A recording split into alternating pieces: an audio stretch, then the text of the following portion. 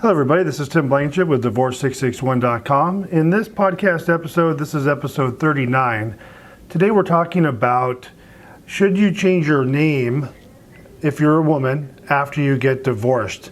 So when you're going through a divorce in California, one of the things you'll have to consider as part of the divorce, as part of the paperwork, is if you're going to change your name back to your former name or your maiden name at the end of your divorce. And this is a question that every spouse, every wife, or every woman rather, needs to think about. And it's one that most don't take lightly. I will bring it up, and we don't make people make the decision right there on the spot. We let them know it is a decision they will need to make one way or the other going through the divorce process in California. So some of the things, I just wanted to share with you some of the things that people tell me, that the women tell me in their consideration of changing their name. Number one is if they have young children, their concern is they don't want to have a different last name than the names of their children for reasons of going to school and things like that. So they want to keep their last name the same as their children if they're in school. And I think that's one of the biggest factors. I hear that a lot from women saying, you know, I want my name to be the same as my children when we go to school. Number two, when there are long-term marriages, we're talking 20 and 30 years, those women tend to keep the same name, the married name, because the entire world has known them as that last name for so long.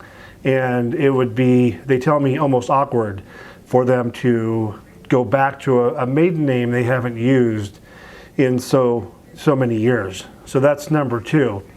Then the folks in the middle. So those are fairly easy decisions. If you still have young children, you want to have the same name, that seems to be reasonable. If you've had the name for a long time, it seems reasonable that you'd want to keep it. But what if you're in the middle? What if you have no children and you have a 15-year marriage, 10-year marriage, something like that? You've had the name a long time, but not 30 years. Do you keep the name or do you want to move on?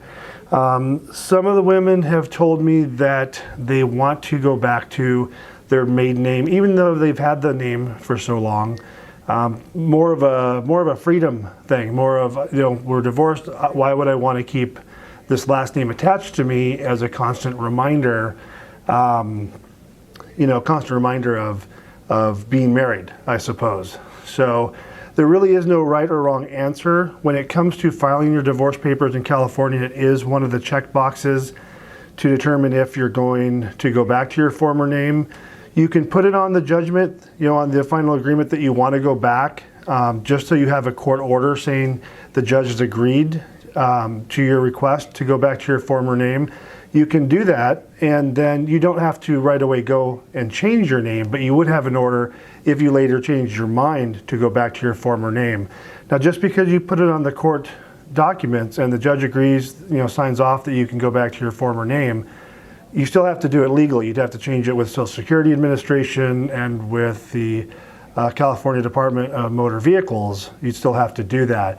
So to make things easier, if you're not sure, you can always request to have your former name, and if you decide later not to change it, you're not going to be forced to do it because you'd have to take a proactive step in going and changing the name back to your former name.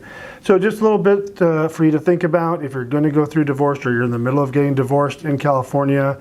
These are I just want to share with you what our clients kind of share with us in making their decision to keep their last name or not. Tim Blankenship with Divorce661.com. Thanks for tuning in, and we'll talk to you soon.